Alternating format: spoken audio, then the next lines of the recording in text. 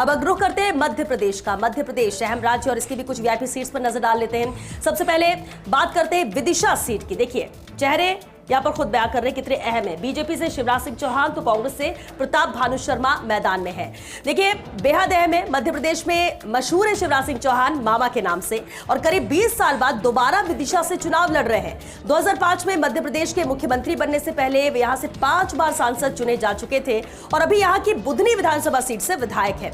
पूर्व प्रधानमंत्री अटल बिहारी वाजपेयी और सुषमा स्वराज भी यहां से चुनाव जीत चुके हैं। मामा के सामने कांग्रेस के दादा को उतारा गया। दरअसल कांग्रेस प्रत्याशी प्रताप भानु सिंह स्थानीय नेता हैं और दादा के उपनाम से जाने जाते हैं।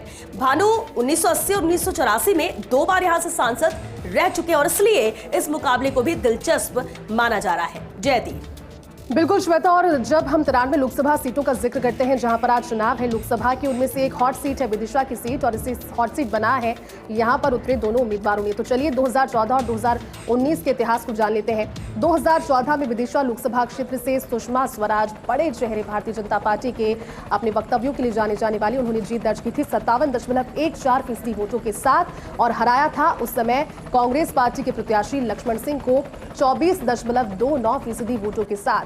सुषमा स्वराज ने इस सीट से विदिशा लोकसभा सीट से जीत दर्ज की थी, वो सांसद बनी थी। चलिए इसके बाद देखते हैं 2019 में क्या इतिहास रहा है इस विदिशा लोकसभा सीट का। तो 2019 में भारतीय जनता पार्टी के रमाकांत भार्गव यहां से जीते थे।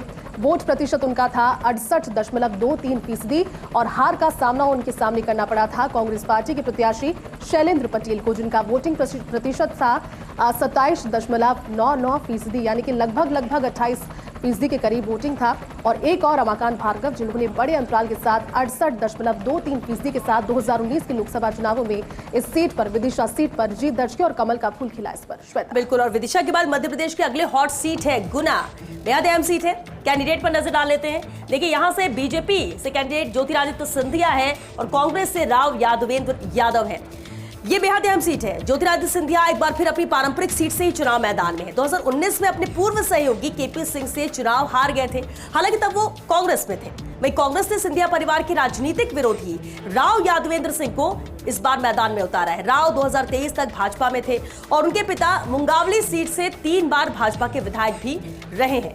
एक बार वोटिंग परसेंट भी देख लेते हैं 2014-19 का। जयती बिल्कुल श्वेता, गुना लोकसभा सीट ये भी एक हॉट सीट है और हॉट सीट पर क्या आंकड़े कहते हैं 2014 और 2019 की, ये बताते हैं ग्राफिक्स के जरिए दर्शकों को। तो 2014 के यहाँ पर ज्योतिरादित्य सिंधिया, हालांकि उस समय सिंबल अलग था, पार्टी अलग थी, विचारधारा अलग थी। कांग्रेस पार्टी से वो प्रत्याशी थे और उन्होंने जीत दर्ज की थी 43.88% वोटों के साथ। उनके सामने जयभान सिंह उस समय भारतीय जनता पार्टी के प्रत्याशी, जिन्हें हार का सामना करना पड़ा, हालांकि बहुत ज्यादा अंतर नहीं था। 33.62% वोटों के साथ उन्होंने जब चुनाव लड़ा तो ज्योतिरादित्य सिंधिया के सामने उन्होंने हार स्वीकार की थी। बहुत ज्यादा बड़े अंतराल के साथ नहीं, बल्कि ज्योतिरादित्य सिंधिया ने इस चुनाव को 2014 में जीत लिया सीट से। गुना लोकसभा क्षेत्र में 2019 के समीकरण क्या कहते हैं वो बता देते हैं दर्शकों को। केपी यादव जिन्होंने चुनाव लड़ा और कांग्रेस पार्टी की ओर से ज्योतिरादित्य सिंधिया थे, हालांकि उस समय वो चुनाव हार गए थे। केपी यादव ने 2019 में गुना लोकसभा क्षेत्र से 52.11% वोटों के साथ में जीत दर्ज की और उनके सामने प्रतिद्वंदी के तौर पर उस समय कांग्रेस से ज्योतिरादित्य सिंधिया, हालांकि पारंपरिक सीट उनकी है जिस तरह से आपने बताया, मात्र 41.45% वोट उन्हें उस समय मिल पाए थे और केपी यादव के सामने उन्होंने हार मानी थी। इस बार फिर से अपनी पारंपरिक सीट पर है, लेकिन इस बार पार्टी उनकी भारतीय जनता पार्टी है और इस बार देखना ये रहेगा कि पार्टी बदलने के बाद क्या पारंपरिक सीट पर एक बार फिर से वो जीत दर्ज कर पाएंगे।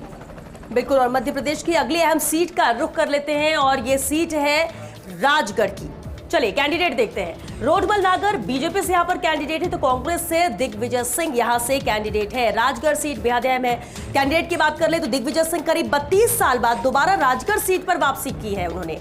91 में दिग्विजय यहां से सांसद बने थे, लेकिन 93 में मुख्यमंत्री बनने के बाद उन्होंने इस्तीफा दे दिया था और तब से 2004 तक उनके भाई लक्ष्मण सिंह इस सीट पर कांग्रेस और भाजपा दोनों पार्टियों से सांसद रहे। भाजपा ने 2 बार सांसद रोडमल नागर को तीसरी बार भी मैदान में उतारा है।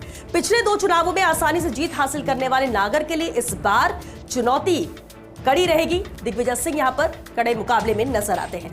चलिए वोटिंग परसेंट देख लेते हैं। जयती।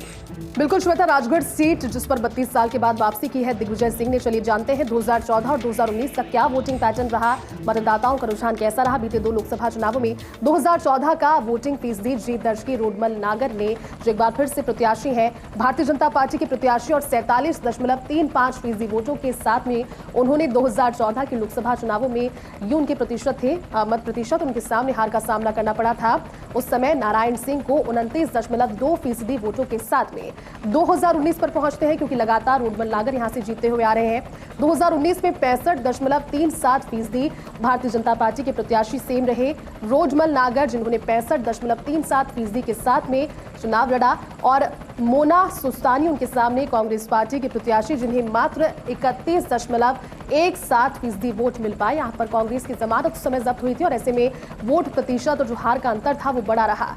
रोडमल नागर ने एक बार फिर से जीत दर्ज की, एक बार फिर से भारतीय जनता पार्टी के चेहरे लोकसभा चुनाव 2024 में वो हैं, लेकिन इस बार चुनौती बढ़ती है दिग्विजय सिंह की एंट्री के साथ, या फिर अपने अनुभवों का फायदा उन्हें एक बार फिर से मिलता है सीट पर हैट्रिक के साथ।